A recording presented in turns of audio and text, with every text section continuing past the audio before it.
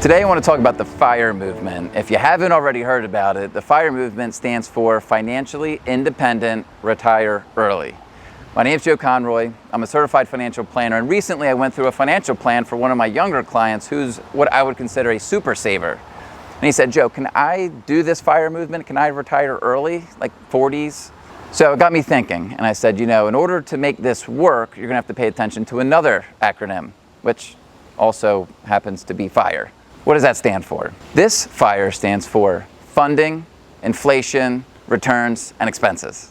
When we talk about funding, you have to accumulate a significant amount of assets in a very compressed amount of time, rather than your traditional retirement plan. Now, do you need to have $10 million in order to retire? It would help, but you don't have to. We could do it for a lot less, and we can figure it out.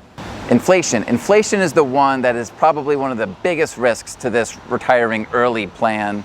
And it's because you don't see it day in and day out. And by the time the effects take hold, you're probably past the point of being really employable and it's too late. So inflation, the cost of healthcare goes up, cost of school, education, your grocery bills, everything gets more expensive as time goes on, and you need to account for that.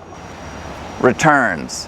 I'm not suggesting that you go out, you're buying Tesla put options and calls, and don't get too crazy with it, but you do need to generate enough return in order to fund the inflation and the expenses, which I'll talk about in a second. So a reasonable rate of return, and in distributions, it's different. You got to pay attention to the sequence of returns, and you can't subject too much risk to your portfolio, but you also can't do too little because of inflation, like I mentioned earlier. Expenses. Expenses is probably the top, or at least the top two concern with retiring early, or retiring at any point for that matter.